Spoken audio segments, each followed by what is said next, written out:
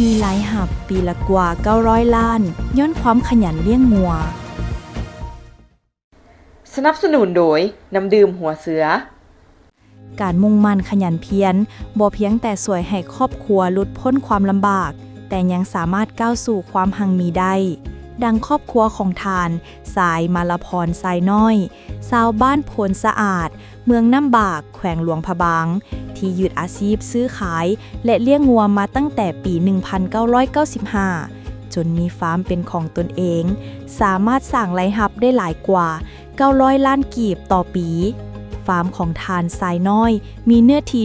190กว่าเฮกตาร์บุกเบิกปลูกหญ้าเลี้ยงงัว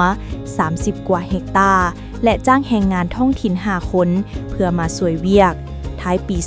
2024เราได้รับการสนับสนุนด้านทุน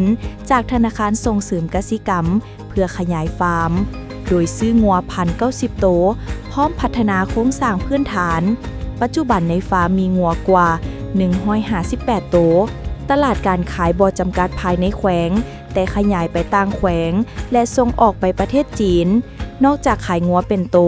ลาวยังลงทุนเปิดเตาฆ่าสัตว์เองเพื่อขายซีนในตลาดเมืองน้ำบากในปี 2025 สามารถขายงัวออก72 โตสร้างรายรับกว่า900ล้านกีบผลดีที่เกิดขึ้นบ่เพียงแต่รายรับเพิ่มขึ้นแต่ชีวิตครอบครัวก็ดีขึ้นอย่างชัดเจนสามารถส่งลูกเรียนจบวิชาชีพมีบ้านเรือนอยู่ถาวรมีพาหนะหับไส้ในครอบครัวและมีความสะดวกสบายในชีวิตประจำวัน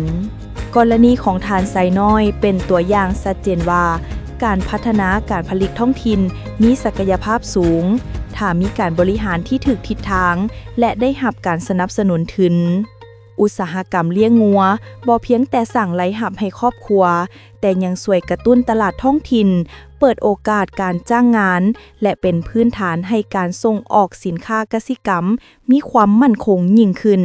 หัวเสือก็เป็นฝาสีแดงเพราะน้ำดื่มหัวเสือแจกทรงใหญ่ก้องฝาสีแดงรางวัลใหญ่รถไฟฟ้า BYD Atto 2 จำนวน3รางวัลนอกจากนั้นยังมีรางวัลสายคอค้ำ1 สลึงรางวัลเงินสด1 ล้านกีบรางวัลดื่มน้ำดื่มหัวเสือฟรีรวมมูลค่ารางวัลหลายกว่า4 ตื้อกีบง่ายๆเพียงส่งรหัสกล้องฝา8 ตัวเลขไปที่ Facebook Messenger Page Tiger Head แจกรางวัลทุกมื้อผ่านระบบ Messenger และยังลุ้นรางวัลใหญ่ประจำอาทิตย์และประจำเดือนผ่าน Facebook Live ตั้งแต่มื้อนี้จนถึงวันที่30 กันยายน 2025 นี้เท่านั้น